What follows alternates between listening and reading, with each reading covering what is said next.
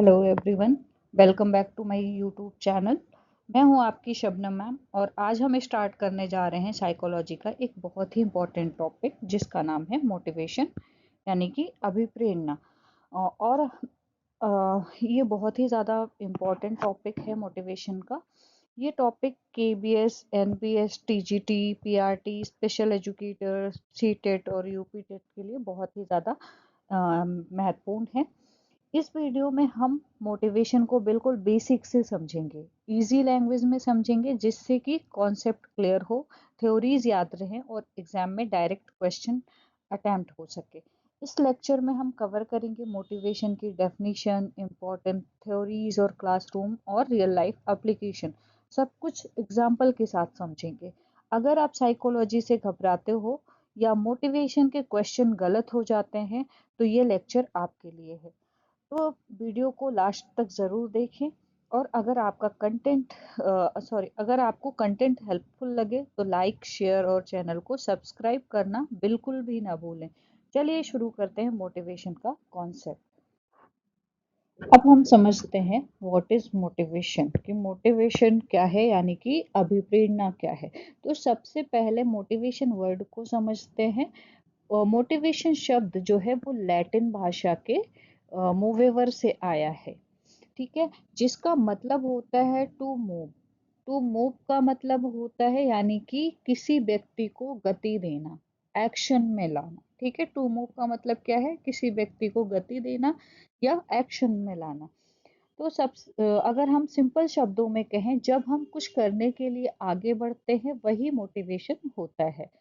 इसकी डेफिनेशन की बात करें तो जो मोटिवेशन होता है वो इंटरनल और एक्सटर्नल पावर होती है, या फोर्स हम बोल सकते हैं। साइकोलॉजी के अकॉर्डिंग मोटिवेशन एक ऐसी शक्ति है जो हमें काम करने के लिए प्रेरित करती है।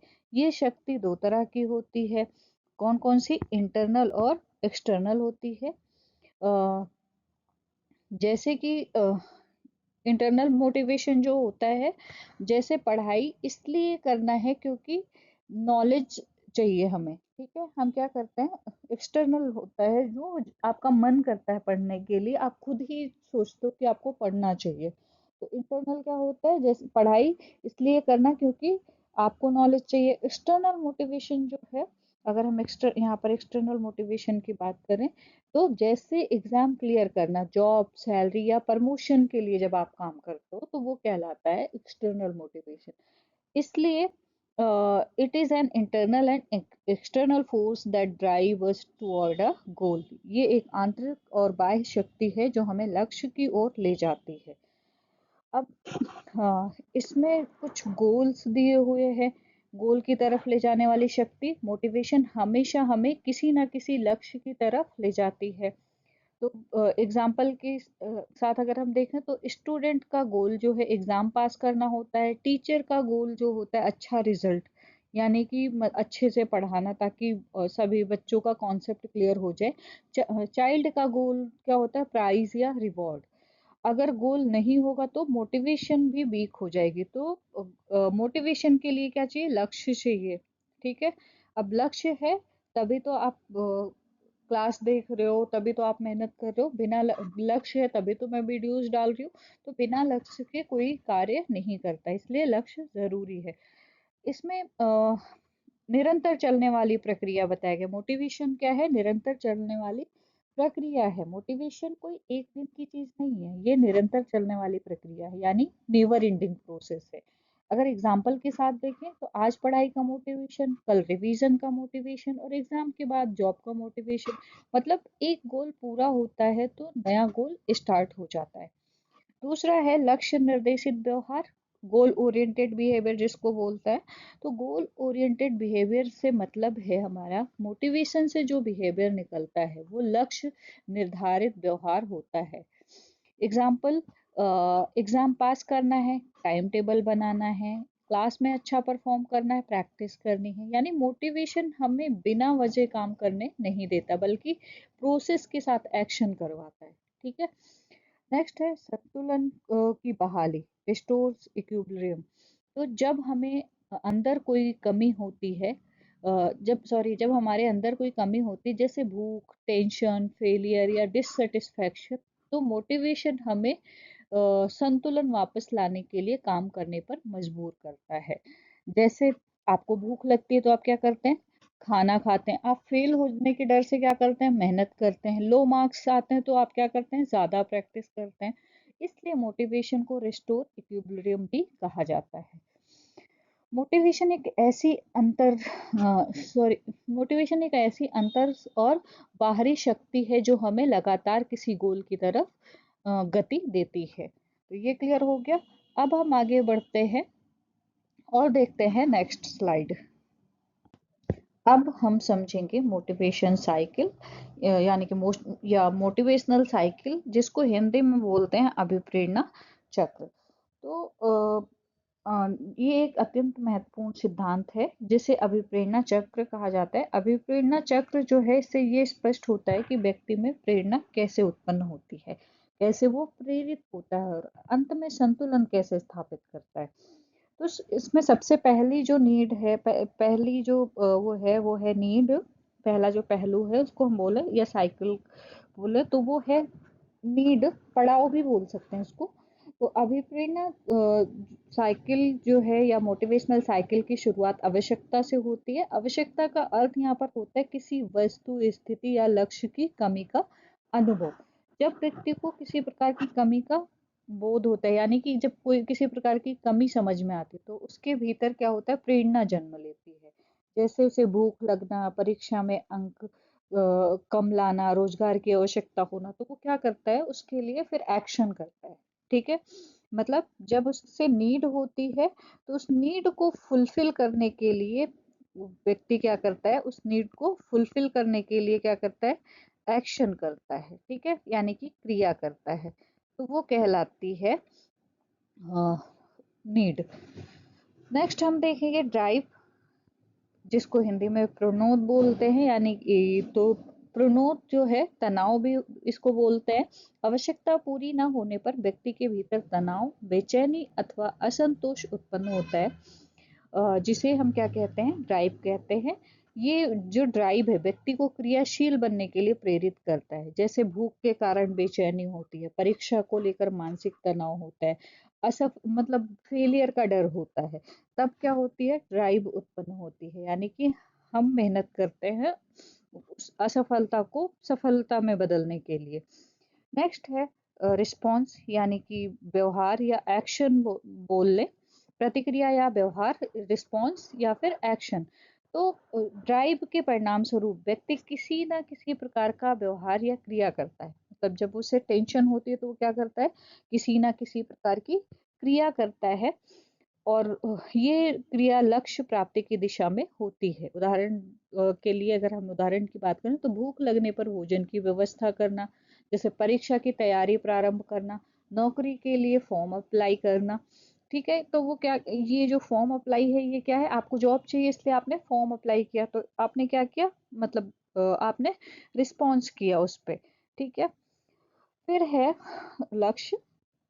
नेक्स्ट और लास्ट, लक्ष्य, जब व्यक्ति का व्यवहार सफल हो जाता है तब लक्ष्य की प्राप्ति होती है। लक्ष्य प्राप्ति से व्यक्ति को संतोष मिलती है, राहत एवं क्या होता है? मेंटल पीस मिलती है, मानसिक शांति मिलती है। भोजन मिलने पर भूख शांत हो जाती है। जैसे परीक्षा उत्तीर्ण हो गई तो आप खुश हो जाते हो। नौकरी मिलने पर सुरक्षा की भावना, सिक्योरिटी फील होती है कि आपको नौकरी मिल गई। ठीक है, और इसमें इसी को बोलते हैं इक्विलिब्रियम, यानी संतुलन। लक्ष्य प्राप्ति के बाद व्यक्ति का मानसिक और शारीरिक संतुलन पुनः स्थापित हो जाता है, किंतु ये संतुलन जो होता है वो स्थायी नहीं होता है। क्यों नहीं होता है? क्योंकि कब कोई दूसरी आवश्यकता उत्पन्न हो जाती है तो क्या होता है? ये साइकिल दोबारा से प्रारंभ हो जाती है। जैसे कि व्यक्ति में कोई नई आवश्यकता आने पर जो मोटिवेशन की प्रोसेस है वो दोबारा से आरंभ होती, शुरू हो जाती। इसी कारण से अभिप्रेरणा चक्र कहा जाता है। तो पहली जो अभिप्रेरणा है वो क्या है? नीड है। पहली जो पहला पड़ाव है, आपको आवश्यकता होती है तो आप टेंशन में आते हैं। ठीक है, जब आप टेंशन में आते हैं तो आप एक्शन करते हैं। ठीक है, एक्शन करते हैं तो आप उसके लिए गोल बनाते हैं, और गोल बनाते हैं तो उससे क्या होता है? संतुलन की भावना उत्पन्न होती है।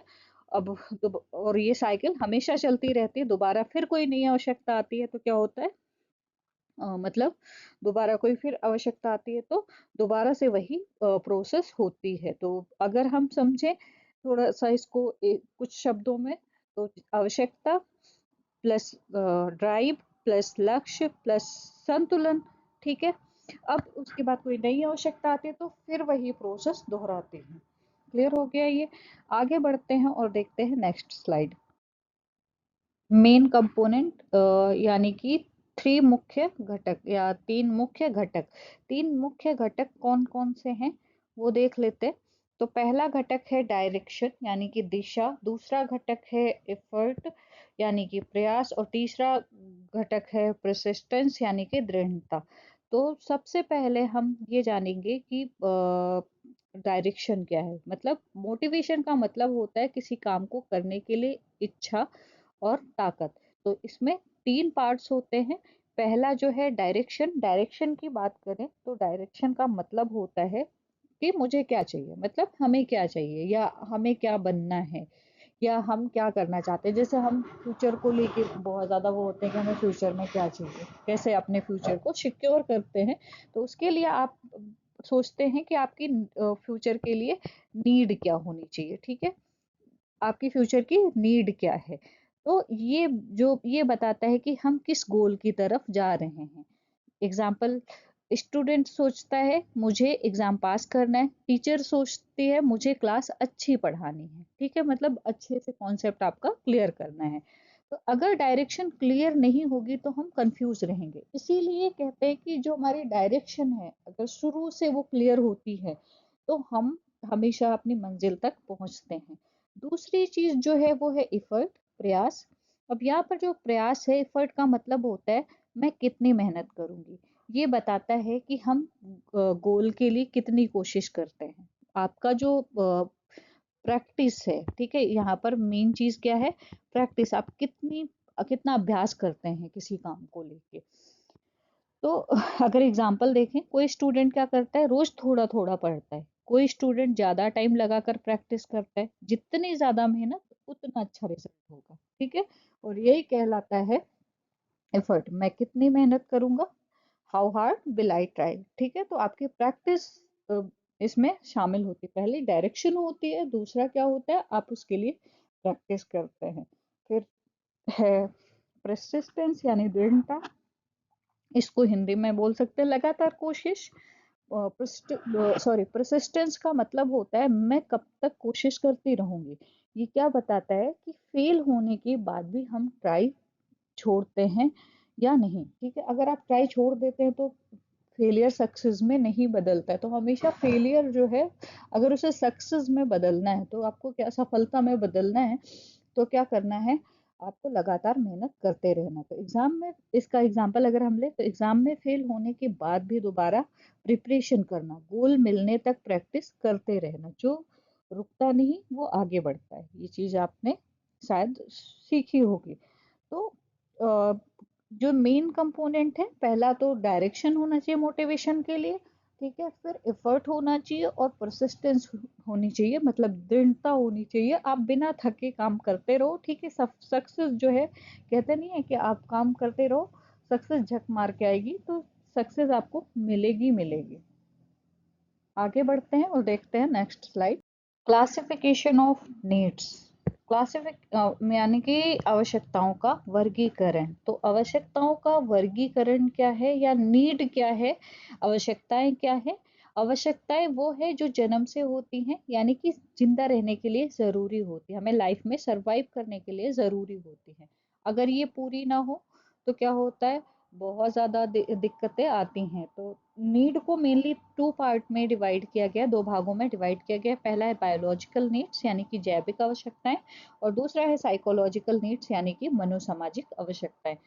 तो सबसे पहले हम यहाँ पर देख लेते हैं बायोलॉजिकल नीड्स यानी कि शारीरिक जैविक जरूरतें जो होती हैं, यानी हमें हमारी बॉडी के लिए जो चीजें जरूरी होती है, ठीक है। तो बॉडी की नीड क्या है, सबसे पहला है सर्वाइवल, जिंदा रहने के लिए।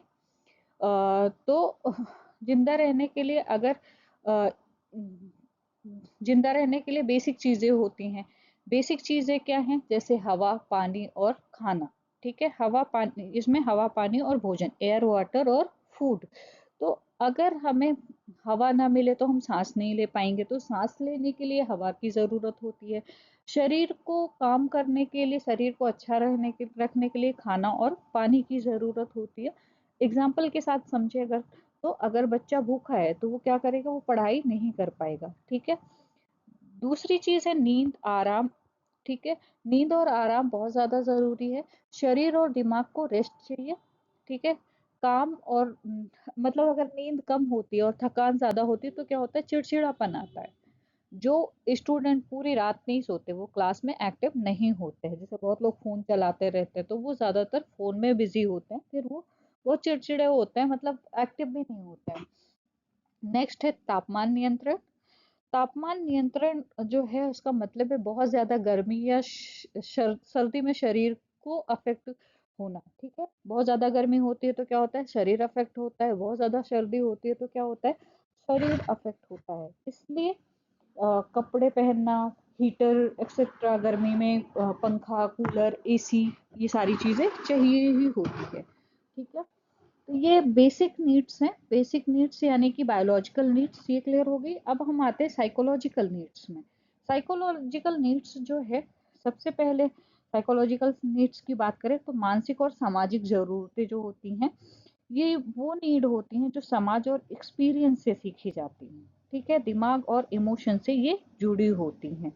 सबसे पहले इसमें लर्न एंड सोशल, समाज से सीखा हुआ।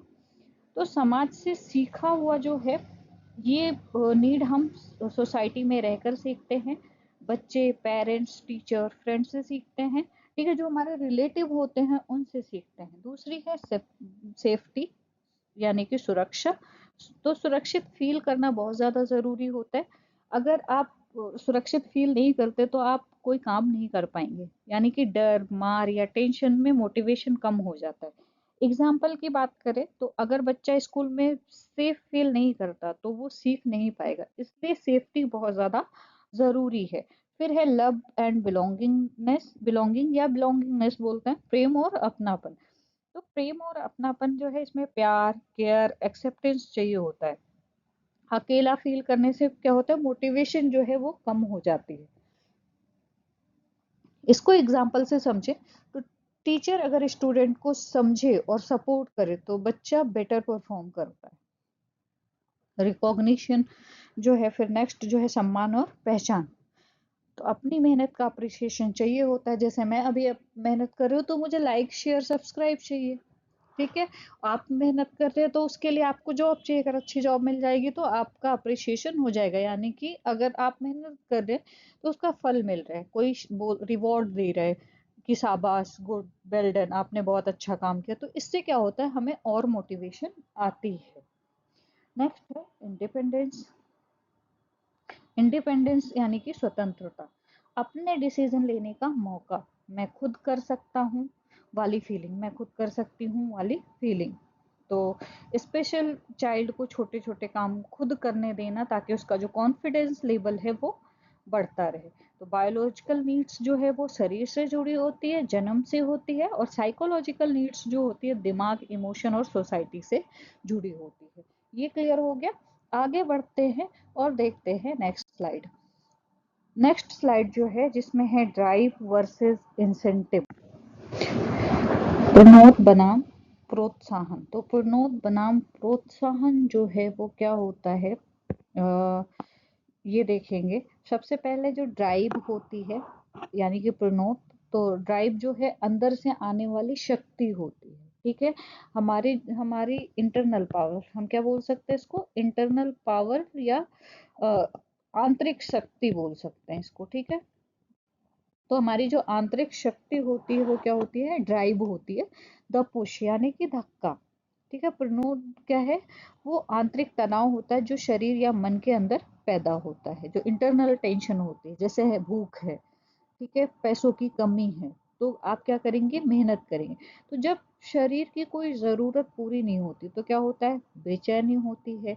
ठीक है, और वही हमें काम करने के लिए मजबूर करती है। एग्जाम्पल की बात करें तो भूख लगना, प्यास लगना, नींद नहीं आना, ठीक है, जैसे ही भूख लगती है हमारे अंदर तनाव पैदा होता है, हम खाना ढूंढते हैं, खाना खाने के बाद शरीर फिर से संतुलन की स्थिति में आ जाता है, उसको बोलते हैं होमोस्टेसिस या सम स्थिति बोलते हैं। ठीक है, सम स्थिति क्या होती है, फिर से मैं बता देती हूँ। सम स्थिति वो होती है जैसे खाना खाने के बाद फिर से वो चीजें जैसे शरीर है, भूख लगी है आपको, ठीक है, आपने खाना खा लिया, फिर उसके बाद क्या होता है, शरीर फिर से संतुलन में, बैलेंस में आ जाता है।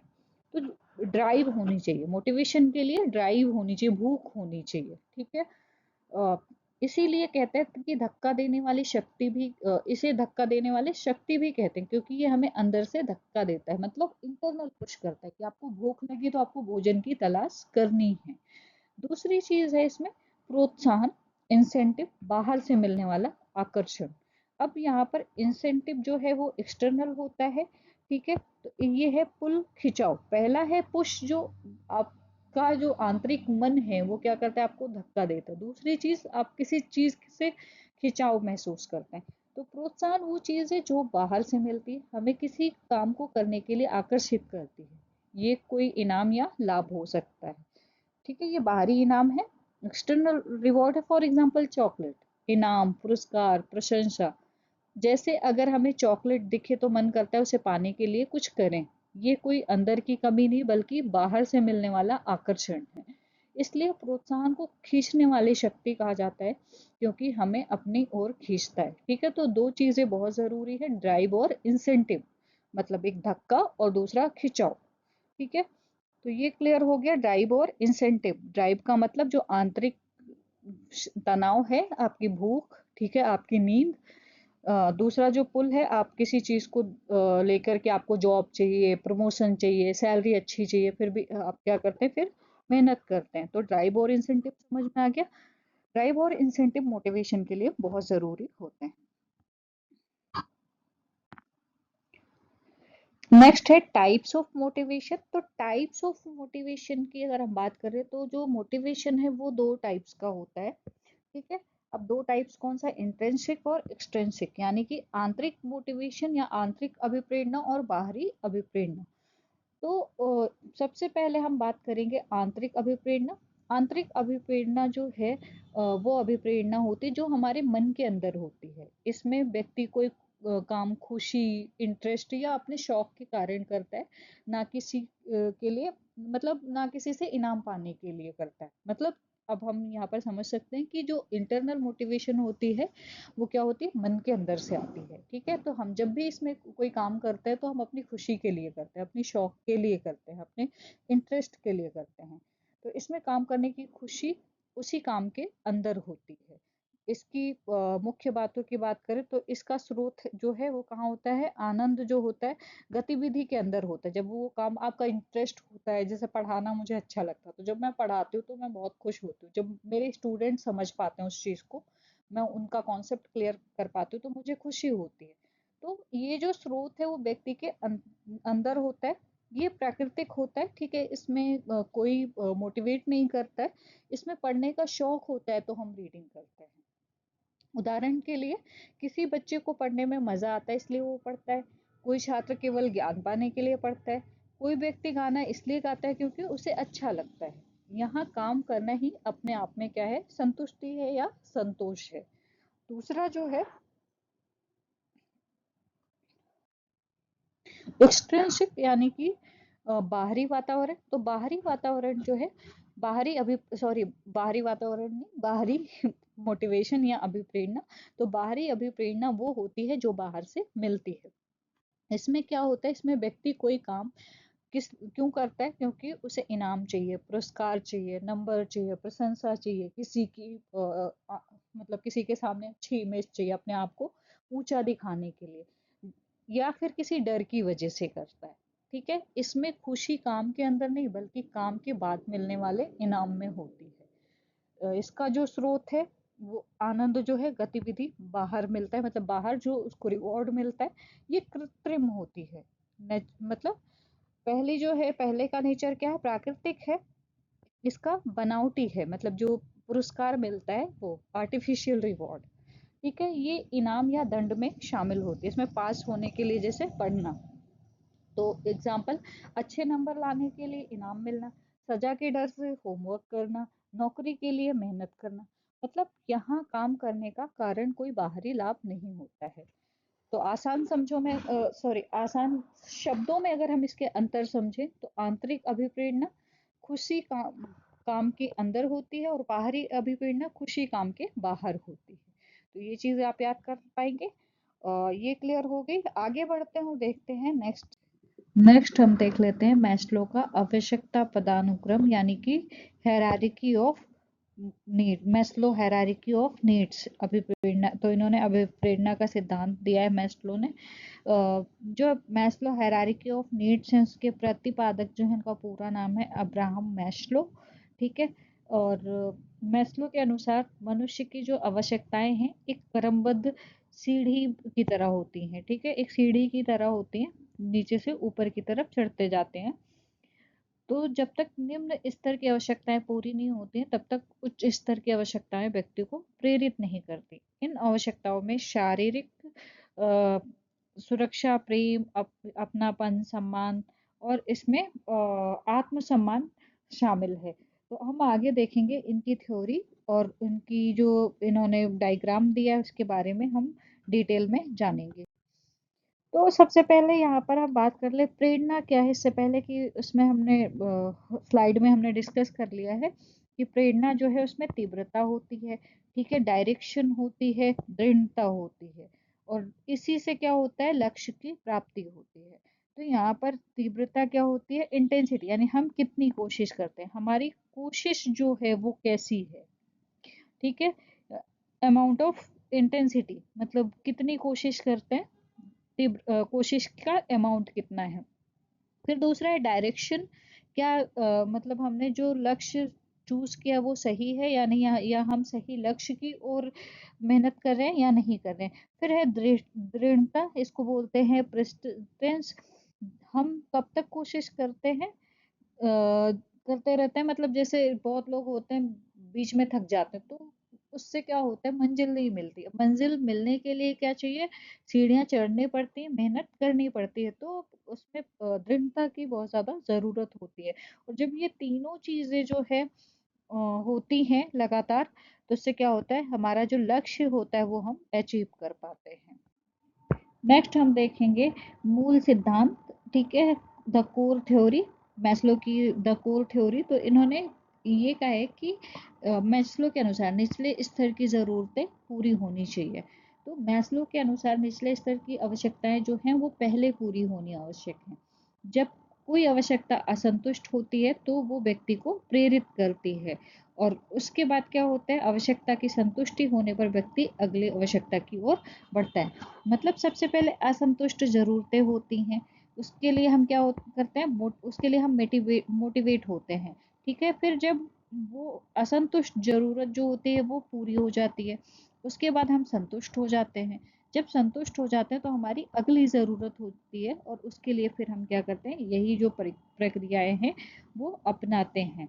तो इसमें जो है कमी की आवश्यकता है। कमी की आवश्यकताएं क्या हैं, तो मैस्लो के अनुसार जब तक कमी की आवश्यकताएं पूरी नहीं होती तब तक हर व्यक्ति उच्च स्तर की आवश्यकताओं की ओर आगे नहीं बढ़ सकता। मतलब इनका मानना है कि सबसे पहले जो बेसिक नीड्स हैं, ठीक है, निचले स्तर की ज़रूरत है वो पूरी होनी ज़रूरी है। जब तक वो नहीं पूरी हो जाएंगी तब तक और आगे की चीज़ें कंप्लीट नहीं हो सकती। तो इसलिए जब तक मतलब ये डिफिशियंसी नीड्स नहीं पूरी होती हैं तब तक हम आगे नहीं बढ़ सकते। तो आगे देखते हैं। अब हम समझते हैं कि मैस्लो की आवश्यकता पदानुक्रम या फिर हम कहें मैस्लो की हायरार्की ऑफ नीड्स क्या होती है। इसे मैस्लो का पिरामिड भी कहते हैं क्योंकि ये ट्रायंगल की शेप का होता है, पिरामिड के जैसा होता है, तो इसलिए मैस्लो का पिरामिड भी कहते हैं। मैस्लो के अनुसार मनुष्य की जो आवश्यकताएं होती हैं वो एक क्रम में होती हैं। ये क्रम आप लोगों को दिख रहा होगा। तो मैस्लो की जो आवश्यकताएं हैं वो क्या होता है, एक क्रम में होती हैं। इन आवश्यकताओं को पिरामिड के रूप में दर्शाया गया है। ये पिरामिड जो है इसके रूप में क्या किया गया है, दर्शाया गया है, जहाँ नीचे की जो आवश्यकताएं हैं पहले और ऊपर की आवश्यकताएं बाद में। यानी कि जो साइकोलॉजिकल नीड्स है वो पहले होनी चाहिए और उसके बाद सेल्फ एक्चुअलाइजेशन। तो बाद की आवश्यकताएं सेल्फ एक्चुअलाइजेशन है और पहले की जो आवश्यकताएं हैं वो क्या है, शारीरिक यानी कि साइकोलॉजिकल नीड्स है। तो यहाँ पर पिरामिड का सबसे निचला स्तर जो है शारीरिक आवश्यकताएं। शारीरिक आवश्यकताएं क्या होती है इंसान की, जैसे फूड और वाटर, भोजन, पानी, नींद, विश्राम। जब तक ये आवश्यकताएं पूरी नहीं होती तब तक व्यक्ति किसी और चीज पर ध्यान नहीं दे पाता है। तो सबसे ज्यादा जो बेसिक नीड्स है, मतलब लोअर नीड्स है, मस्ट बी मेट फर्स्ट, मतलब पहले कम पूरी होनी चाहिए। घर होना चाहिए, खाना अच्छा होना चाहिए, इसमें नींद अच्छी होनी चाहिए। तो ये जो भोजन, पानी, नींद और विश्राम की आवश्यकता है वो सबसे पहले आवश्यकता कहलाती है। ठीक है, उसके बाद आती है सुरक्षा की आवश्यकता, यानी कि सेफ्टी, सिक्योरिटी। तो जो सुरक्षा की आवश्यकता है जिसमें शारीरिक सुरक्षा, भावनात्मक सुरक्षा, स्थिर वातावरण, ये सारी चीजें शामिल होती हैं। बिना सुरक्षा की भावना के व्यक्ति असहज महसूस करता है। अगर आपके पास सेफ्टी नहीं होगी तो बहुत आप अनकंफर्टेबल होते हैं। ठीक है, तो तीसरे स्तर पे है बिलोंगिंग, यानी कि प्रेम, लव, फैमिली। ये प्रेम और अपनत्व की आवश्यकता। तो प्रेम और अपनत्व की आवश्यकता की अगर हम बात करें तो परिवार का प्यार, मित्रता, समाज से जुड़ाव, ये जो आवश्यकताएं हैं व्यक्ति को भावनात्मक संतुलन प्रदान करती हैं। उसके ऊपर क्या है, स्टीम है। तो स्टीम में क्या है, सम्मान की आवश्यकता, जिसमें आत्मसम्मान, प्रशंसा, पहचान शामिल है। तो सम्मान मिलने से व्यक्ति का क्या होता है, आत्मविश्वास बढ़ता है। उसके बाद सबसे ऊपरी स्तर जो है आत्म साक्षात्कार, या आत्म सिद्धि बोलते हैं इसको, अर्थात अपनी पूरी क्षमता को पहचानना और उसे विकसित करना हर व्यक्ति के विकास का सर्वोच्च स्तर है। तो सबसे निचला स्तर क्या है, साइकोलॉजिकल, साइकोलॉजिकल यानी कि शारीरिक नीड्स। और सबसे लास्ट की नीड क्या है, सेल्फ एक्चुअलाइजेशन यानी कि आत्मसिद्धि। तो मैस्लो के अनुसार जब निचले स्तर की आवश्यकताएं पूरी नहीं होती तब तक ऊपरी स्तर की आवश्यकताएं व्यक्ति को प्रेरित नहीं करती। तो इसलिए सबसे पहले साइकोलॉजिकल नीड्स, फिर सेफ्टी, फिर बिलोंगिंग, फिर स्टीम, फिर उसके बाद सेल्फ एक्चुअलाइजेशन आएगा। ये क्लियर हो गया। आगे बढ़ते हैं, इन सबको एक एक करके देखते हैं। सबसे पहली आवश्यकता है, पहला स्तर जो है शारीरिक आवश्यकता। अब शारीरिक आवश्यकता जो है जीवन जीने के लिए अत्यंत महत्वपूर्ण है, यानी कि जरूरी है। तो मैस्लो की आवश्यकता पदानुक्रम का जो पहला और सबसे निचला स्तर है वो क्या है, शारीरिक आवश्यकताएं हैं। ठीक है, अब ये वह आवश्यकताएं हैं जो जीवन जीने के लिए अनिवार्य होती हैं। तो इसमें क्या क्या चीजें शामिल होती हैं, हवा, पानी, भोजन और नींद, ये सारी चीजें शामिल होती हैं। जब किसी व्यक्ति की ये आवश्यकताएं पूरी नहीं होती तो वो किसी और कार्य पर ध्यान केंद्रित नहीं कर पाता है। इसी कारण मैस्लो ने इन्हें सबसे बुनियादी आवश्यकताएं कहा है। ठीक है, मतलब यानी कि इंसान की जो बेसिक नीड्स है वो क्या है, हवा, पानी, भोजन और नींद, ये क्या कहलाती हैं, बेसिक नीड्स हैं। ठीक है, मूलभूत आवश्यकताएं हैं। एग्जाम्पल के लिए अगर हम एग्जाम्पल की बात करें तो मान लीजिए कि कोई बच्चा भूखा है या उसे पूरी नींद नहीं मिलती है तो वो क्लासरूम में बैठकर पढ़ाई पर ध्यान नहीं देगा, उसका ध्यान सिर्फ भोजन या आराम पर ही रहेगा। इसलिए शिक्षा के क्षेत्र में सबसे पहले ये सुनिश्चित किया जाता है कि बच्चे की जो शारीरिक आवश्यकताएं हैं वो पूरी होनी चाहिए, ताकि वो सीखने के लिए मानसिक रूप से तैयार हो सके। मतलब इन आवश्यकताओं के बिना जीवन जो है वो संभव नहीं है। ये सबसे बुनियादी जरूरतें हैं ह्यूमन की। क्लियर है।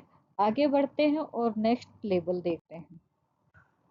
नेक्स्ट लेवल है सुरक्षा की आवश्यकता।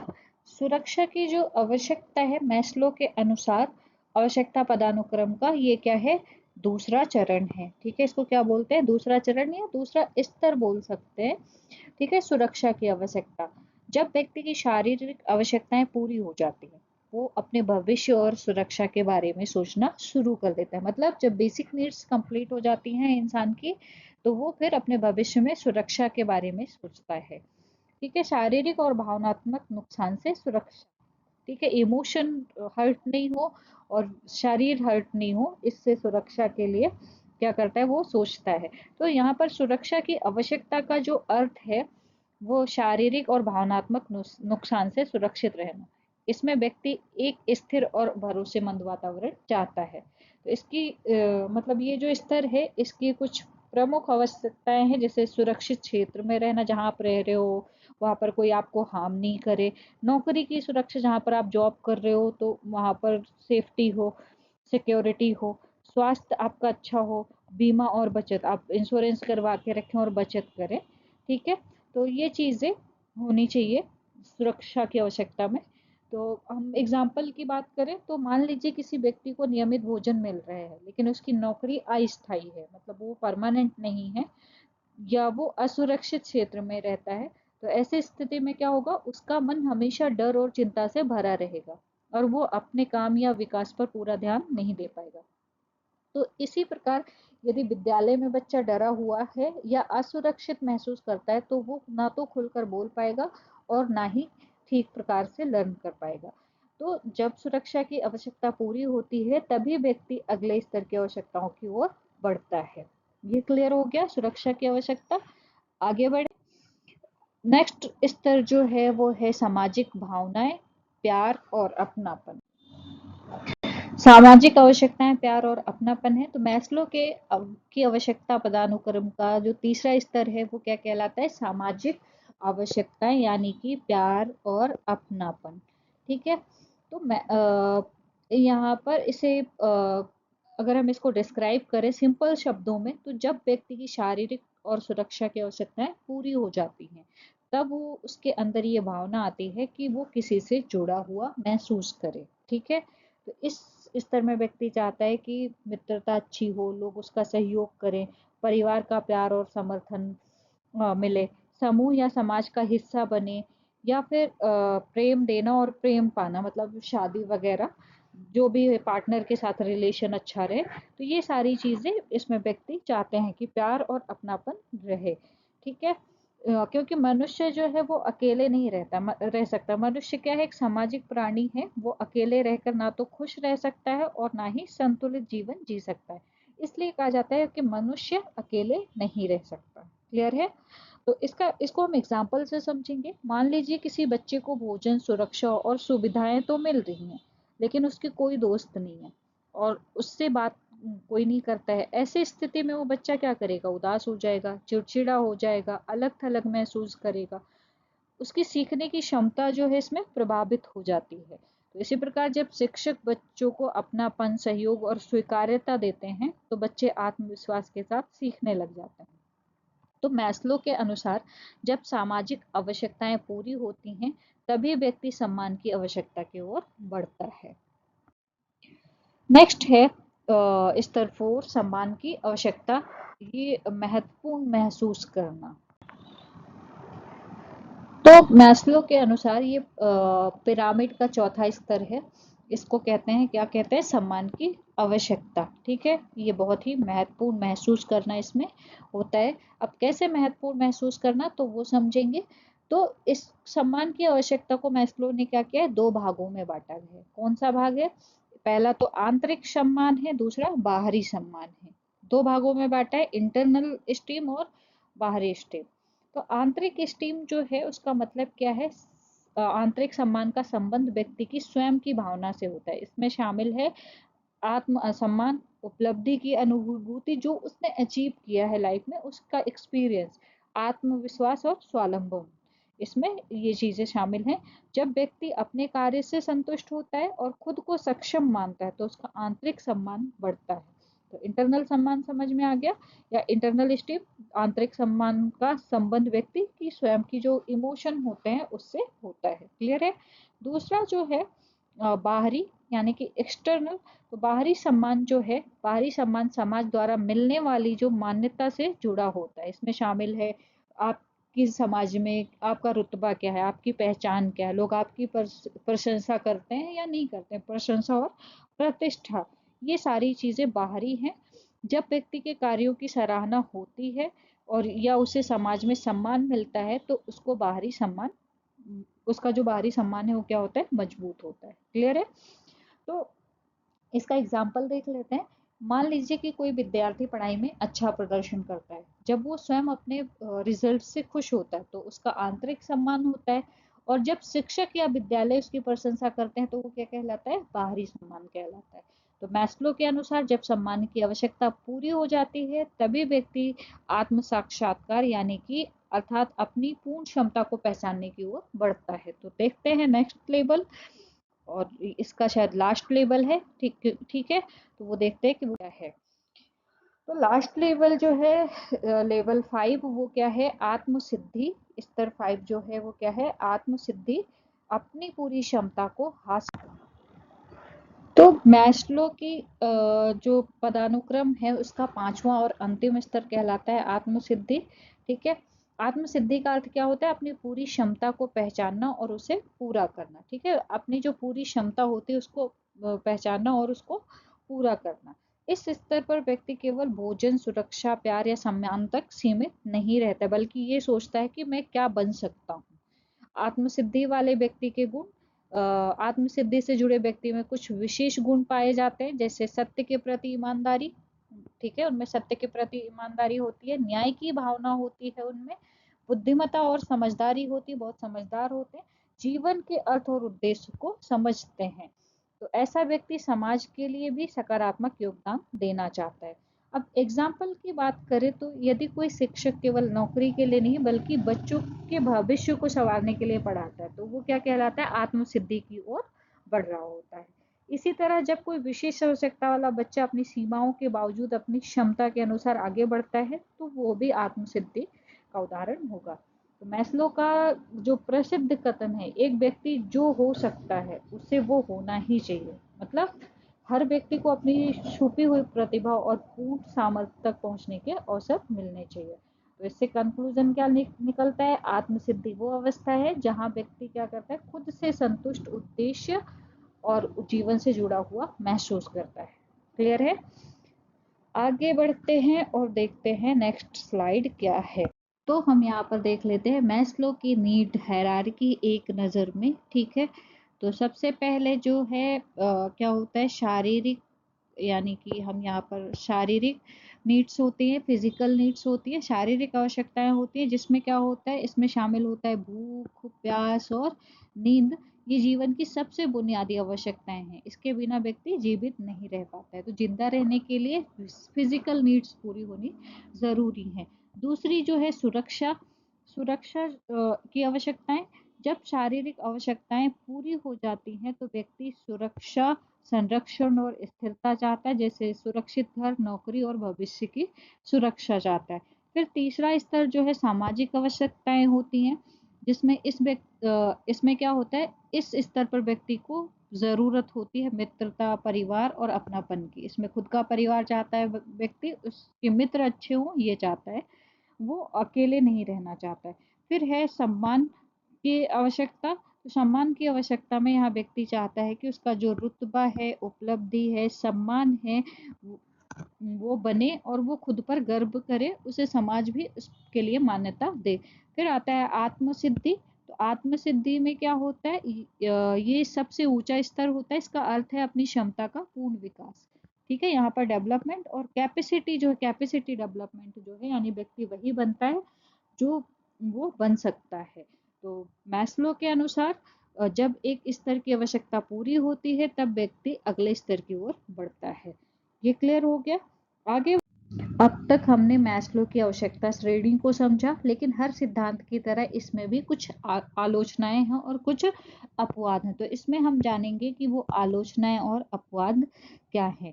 तो क्रम हमेशा स्थिर नहीं होता है। मैस्लो ने कहा है कि जरूरतें एक निश्चित क्रम में होती हैं, लेकिन व्यवहार में ऐसा हमेशा नहीं होता है। कई बार व्यक्ति के लिए इसमें क्या होता है, कई बार व्यक्ति के लिए सामाजिक आवश्यकताएं सुरक्षा से भी पहले महत्वपूर्ण हो जाते हैं। उदाहरण, जब कोई बच्चा असुरक्षित माहौल में रहते हुए दोस्ती और अपनापन खोजता है। नेक्स्ट जो है पुरानी बेरोजगारी का प्रभाव। ठीक है, पुरानी बेरोजगारी का प्रभाव, कुछ लोगों के लिए प्रेरणा का स्तर गिर सकता है, सिर्फ भोजन मिलना ही काफी नहीं होता है। ऐसे में व्यक्ति के लिए सिर्फ भोजन और मूल जरूरतें पूरी होना ही पर्याप्त लग सकता है, यानी हर व्यक्ति उच्च स्तर की आवश्यकताओं तक पहुंचे ये जरूरी नहीं है। तीसरा क्या है, स्थान और समय। तो ये जो मॉडल है हर संस्कृति पर लागू नहीं हो सकता, सकता। क्या क्यों नहीं हो सकता? तो अलग अलग देशों, संस्कृतियों और समय के अनुसार जरूरतों की प्राथमिकता जो है वो बदल जाती है। एग्जाम्पल के थ्रू हम देखें तो कुछ संस्कृतियों में समूह और परिवार को व्यक्ति में अधिक महत्व दिया जाता है। ठीक है, ये थी आलोचना और अपवाद। तो मैस्लो का सिद्धांत जो है वो मानव की आवश्यकताओं को समझने में उपयोगी है, लेकिन इसे सर्वत्र और सभी पर लागू नहीं किया जा सकता है, ये मानना है। इसमें कुछ आलोचनाएं हैं और कुछ अपवाद हैं। तो ये क्लियर हो गया। आगे बढ़ते हैं और देखते हैं नेक्स्ट स्लाइड। नेक्स्ट हम कंक्लूजन की बात करें तो मैस्लो की आवश्यकता के सिद्धांत का जो कंक्लूजन है, मैस्लो की आवश्यकता सिद्धांत हमें ये समझने में मदद करता है कि लोग जैसा व्यवहार करते हैं वैसा क्यों करते हैं। ये सिद्धांत बताता है कि मानव विकास क्या है, एक क्रमिक प्रक्रिया है। ठीक है, मतलब मंजिल नहीं है, एक क्रमिक प्रक्रिया है। कोई एक ही पल में होने वाला परिवर्तन नहीं है। जब व्यक्ति मूल इसमें क्या होता है, जब व्यक्ति की मूल आवश्यकताएं पूरी हो जाती हैं तो क्या होता है, धीरे धीरे उच्च आवश्यकताओं की ओर बढ़ता है। तो इस प्रक्रिया का अंतिम लक्ष्य जो है आत्म सिद्धि है, जो एक स्वस्थ और संतुलन व्यक्ति की मुख्य प्रेरणा मानी जाती है। यानी कि हम कह सकते हैं कि आत्म सिद्धि एक स्वस्थ व्यक्ति की सबसे बड़ी प्रेरणा मानी जाती है। ये क्लियर है। अब हम इसकी समरी देख लेते हैं। तो हमने क्या क्या चीजें पढ़ी, यानी कि रिकैप्चुलेशन। तो इसमें है नीड, ड्राइव, ठीक है, आवश्यकता। दूसरा है प्रनोद यानी ड्राइव। फिर है incentive is equal to action. ठीक है, नीड मतलब क्या होता है, चित्र में सबसे पहले नीड दिखाया गया है। तो ये जो व्यक्ति में कोई कमी या आवश्यकता होती है, उदाहरण के लिए हम बात करें तो भूख लगना, सफलता की चाह या सम्मान पाने की इच्छा। आवश्यकता ही क्या होती है, प्रेरणा की शुरुआत होती है। ठीक है, जब आवश्यकता होती है तो हम क्या करते हैं, नीड के बाद ही क्या होता है, ड्राइव होता है। ड्राइव का अर्थ समझा हमने कि आवश्यकता के कारण उत्पन्न जो अंदरूनी तनाव या बेचैनी होती है, जैसे भूख लगने पर खाना खोजने की बेचैनी, ड्राइव व्यक्ति को कुछ भी करने के लिए मजबूर करती है। इंसेंटिव है, फिर क्या होता है, प्रोत्साहन है। प्रोत्साहन क्या है, ये कोई बाहरी आकर्षण या लक्ष्य होता है जो व्यक्ति को आगे बढ़ने के लिए प्रेरित करता है। जैसे खाना दिखाई देना, पुरस्कार, प्रशंसा, व्यक्ति को इससे क्या मिलते हैं, डायरेक्शन मिलती है, दिशा मिलती है इंसेंटिव से। ठीक है, तो फिर है एक्शन। जब हम प्रोत्साहन मिलता है तो हम क्या करते हैं, एक्शन करते हैं। जब नीड, ड्राइव और इंसेंटिव तीनों मिल जाते हैं तो व्यक्ति क्या करता है, एक्शन यानी क्रिया करता है। खाना खाना, पढ़ाई करना, मेहनत करना। ठीक है, ये क्या है, अंतिम परिणाम है। तो प्रेरणा वो ईंधन है जो हमें हमारे लक्ष्यों तक पहुंचाती है। मतलब मोटिवेशन क्या है, एक फ्यूल की तरह काम करता है, जो हमें हमारे गोल अचीव करने में मदद करता है। ठीक है, तो प्रेरणा का होना बहुत ज़्यादा ज़रूरी है। और अगर प्रेरणा नहीं होगी तो हम अपने लक्ष्य को अचीव नहीं कर पाएंगे। तो इस तरह हमने प्रेरणा और मैस्लो की आवश्यकता सिद्धांत को समझा, सरल और क्रमबद्ध रूप से समझा।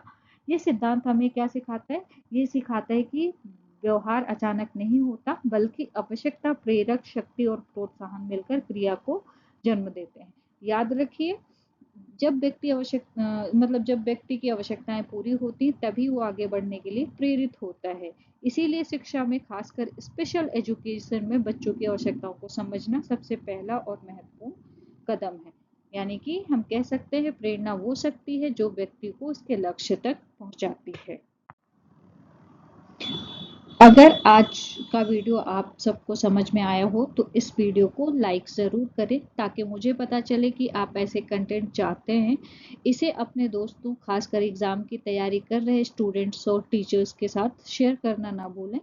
अगर आप स्पेशल एजुकेशन, साइकोलॉजी, एजुकेशन से जुड़े इजी और exam oriented video, C TET की वीडियोस, यूपी टेट की वीडियोस नियमित रूप से देखना चाहते हैं तो इस चैनल को सब्सक्राइब कर लीजिए और बेल आइकन ज़रूर दबाएं। मिलते हैं अगले वीडियो में, तब तक पढ़ते रहिए, सीखते रहिए। धन्यवाद।